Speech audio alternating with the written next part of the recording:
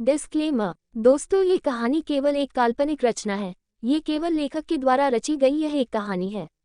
इसका वास्तविक जीवन से कोई भी संबंध नहीं है। कृपया आप कहानियों को केवल मनोरंजन की दृष्टि से ही सुने, और साथ ही अगर आप इस चैनल नॉवल स्टोरी 2.6 पर पहली बार आए हैं तो चैनल को सब्सक्राइब और वीडियो को भर भर लाइक करना ना भूलें। धन्यवाद। एपिसोड 67। विशाखा सुकून के बालों को मुट्ठियों में भरकर खींचते हुए बोली, हम कुछ दिन बाहर क्या निकले, तुम्हारे तो पर निकल आए, पर कोई बात नहीं, मुझे पर कुतरने अच्छे से आते हैं। विशाखा की बात सुन और उसका इस तरह बाल पकड़ना सुकून को गुस्सा दिला गया। इस समय सुकून की आंखें गुस्से से लाल थी। सुकून ने विशाखा को गुस्से भरी नजरों से देखते हुए बोली, मेरे बाल छोड़ो। वही सुकून की गुस्से भरी और तेज आवाज सुन विशाखा को गुस्सा दिला गया। उसने सुकून के बालों को और जोर से खींचते हुए बोली, अगर न छोड़ूं तो। ये सुन सुकून ने विशाखा के बाल पकड़े हाथों को अपने एक हाथ से कस के पकड़ लिया। सुकून ने विशाखा के हाथों को इतने कस के पकड़े हुआ था कि सुकून के हाथ के नाखून विशाखा के हाथों में धंस गए थे और उनमें से खून भी निकल रहा था। वही सुकून के इतनी बेरहमी से हाथ पकड़ने के कारण विशाखा के हाथ में तेज दर्द हुआ, जिससे उसके हाथ सुकून के बालों पर पकड़ ढीली हो गई। विशाखा ने दर्द से कहा, कमनी छोड़ मेरा हाथ। तभी वहां पर मीरा जी भी अपने कमरे से हॉल में आ गई, और ये नज़ारा देख मीरा जी सुकून के पास जाकर बोली, सुकून बेटा, ये क्या कर रही है आप? वही बुआ जी जो अपनी बेटी को दर्द में देख रही थी। ओ मीरा जी से बोली, देख लो, मीरा इसे बड़ा सीधी साधी समझती थी ना, देखो बेवजह ये मेरी बेटी के साथ क्या कर रही है। इससे कह दो कि मेरी बेटी को छोड़ दे, वरना भाई जी आएंगे तो ये तुम्हारे लिए और इसके लिए ठीक नहीं होगा। बुआ जी के बात सुन मीरा जी ने सुकून से कहा, बेटा छोड़ दे इन्हें। मीरा जी की बात सुन सुकून ने विशाखा के हाथ छोड़ दिए। ये देख बुआ जी चैन की सांस ली। तभी सुकून ने विशाखा के बालों को मुठिया में भर के जोर से खींचते हुए बोली, अगर अगली बार मुझसे बदतमीजी से बात की या मुझे छूने की कोशिश भी की तो मुझे जरा भी देर नहीं लगेगी तुम्हारा दिमाग ठिकाने लगाने में। तुम हमारे घर में रहकर हमारी टुकड़ों पर पलकर हमें ही आंखें दिखा रही हो। तुम हो कौन? हाँ। फिर बुआ जी की तरफ देखते हुए, जैसी माँ वैसी बेटी।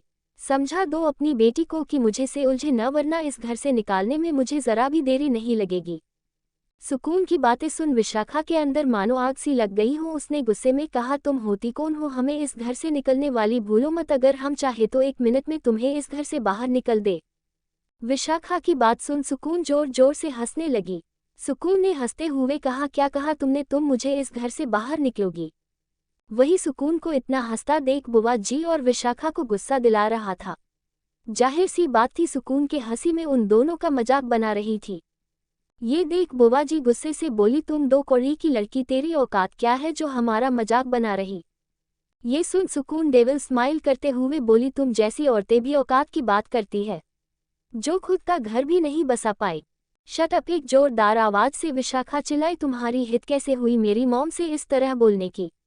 इतना कह विशाखा ने सुकून को मारने के लिए हाथ उठाया ही था कि सुकून ने जल्दी से विशाखा का हाथ पकड़ मोड़ते हुए पीठ पर लगा दिया और वही हॉल के लगे डाइनिंग टेबल पर लगे कांच पर विशाखा के सर को उस पर रख बेरहमी से दबाते हुए बोली, ना ना ना ना, ऐसी गलती मत करना। मैं वो नहीं जो पहली थी, मैं तो वो हूँ जो मैं पहले नहीं थी।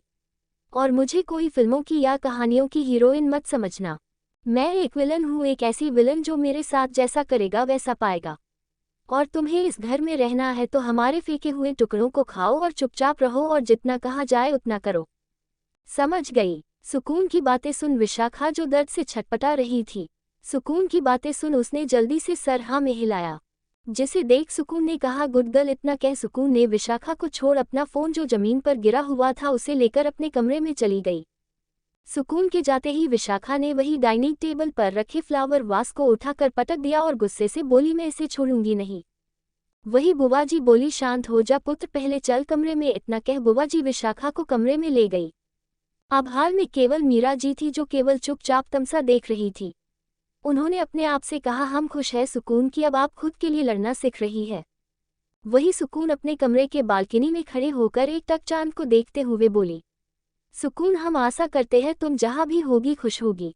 तभी एक परछाई सुकून के पीछे से आए और सुकून को अपने बाहों में भर लिया और कहा, बच्चा आप यहाँ क्या कर रही है? ये सुन सुकून ने कहा, क्यों, अब अपने कमरे में रहने के लिए तुमसे परमिशन लेने पड़ेगी। वही वो परछाई जो कि रुद्र था, उसने सुकून को अपने तरफ घूमते हुए कहा, नहीं, आपका जहाँ दिल करे आप वहाँ रह सकती है, पर जब हम रहे तो आप केवल हमारे पास हमारी बाहों में रहे। अब अंदर चलो, मैं ऑफिस से आया हूँ और तुम मुझे पानी तक नहीं पूछ रही। ये सुन सुकून ने कमरे में लगे टेबल पर पानी भरे हुए जग को देखते हुए बोली, वह रहा पानी, जाकर खुद पिलो। ये सुन रुद्र ने कहा, तुम पक्का हो मैं खुद से पी लूं? जिसे सुन सुकून ने कहा, हाँ पिलो और जल्दी से दफा हो। ये सुनते ही रुद्र को बाहों में भर के बोला, चलो अपनी प्यास बुझाते हैं। इतना कह सुकून कुछ समझ पाती तब तक उसके होठों को रुद्र ने अपने होठों में भर सक करेने लगा। एपिसोड 68। रुद्र सुकून को किस करते हुए अपने गोद में उठा लिया। इस समय सुकून के दोनों पैर रुद्र के कमर पे लपेटे हुए थे। इस समय ना ही सुकून रुद्र को अपने से दूर कर रही थी और नहीं कुछ कह रही थी, क्योंकि वो रुद्र के गुस्से से वाकिफ थी। वही रुद्र सुकून को अपने से और चिपकाते हुए सुकून के होठों पर किस किए जा रहा था। शायद किस कहना गलत होगा। ओ सुकून के होठों को किस करता तो कभी लीक करता। रुद्र सुकून को लिए हुए वही कमरे के लगे हुए सोफे पर सुकून को किस करते हुए बैठ गया और करीब 20 मिनट बाद सुकून के होठों को छोड़ा। रुद्र सुकून के होठों को छोड़ गर्दन पे किस करते हुए बोला, जान आज तुम और हम दोनों पूरी रात रोमांस करेंगे। ये सुन सुकून तपाक से बोली, हम दोनों क्यों?